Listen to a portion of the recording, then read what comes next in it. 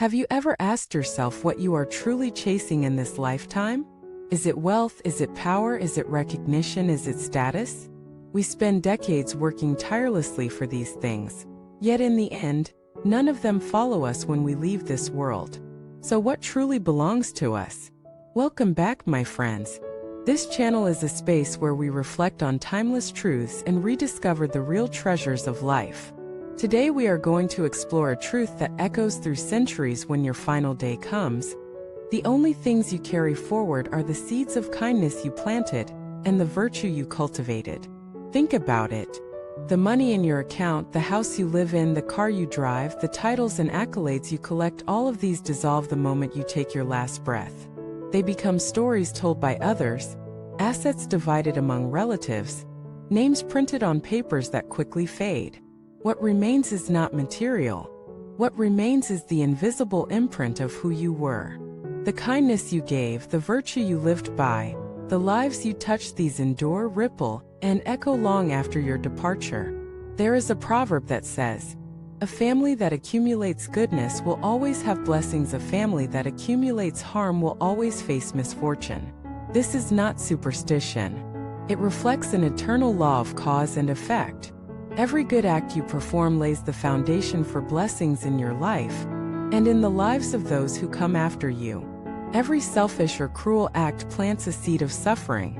You may not see the harvest immediately, but time never forgets. Let me share a story. In a small village, there was a farmer who, despite being poor himself, always set aside the best portion of his harvest for the widows and orphans. People laughed at him, saying he was foolish for giving when he barely had enough for his own family. But he would always smile and say, "Virtue must be cultivated even in poverty, perhaps especially in poverty."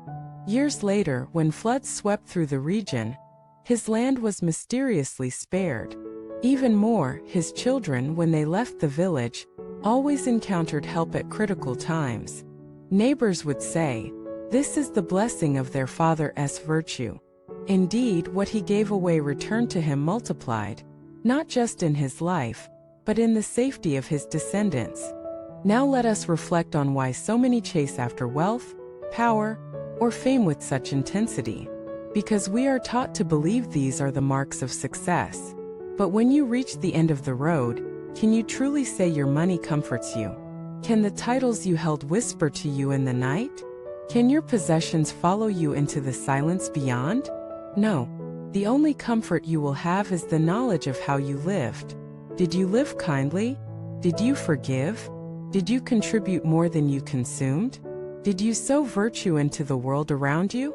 There is another story of a businessman who built his empire on ruthless deals, lies, and exploitation. For years he enjoyed success, but in the later years of his life, his health failed, his children fought bitterly over money, and his nights were sleepless. Despite his wealth, he confessed to a friend, "I cannot find peace." Why?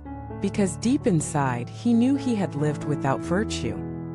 His riches could not purchase the one thing he needed most, an untroubled heart.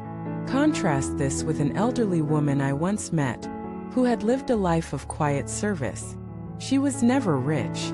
She lived in a small, modest house, but she had cared for her neighbors, shared what little she had, and always greeted everyone with warmth. In her final years, she was never alone.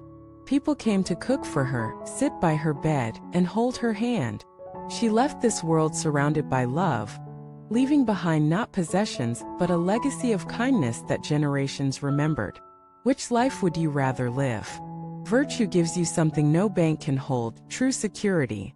It is the assurance that when storms come, you are protected by unseen hands. It is the confidence that your children and grandchildren will walk paths lit by the goodwill you generated.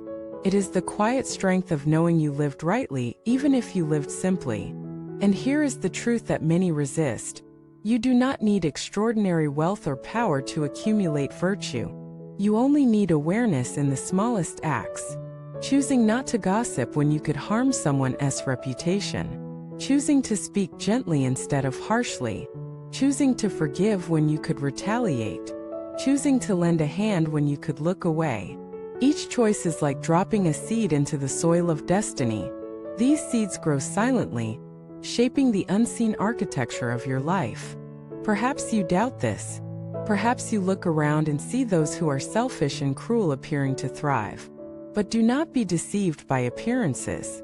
Their wealth may be large, but their inner life is impoverished. Their power may be strong, but their foundation is weak. In time, everything without virtue collapses. Everything with virtue endures. This is why the true inheritance you can leave your children is not property, but virtue. Houses can crumble.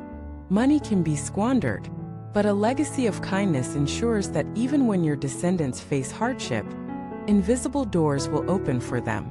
How many times have we heard someone say, "This blessing must be from the good deeds of the ancestors"? It is not mere sentiment. It is a recognition of cause and effect playing out across generations. So let us ask ourselves honestly, what are we really carrying forward?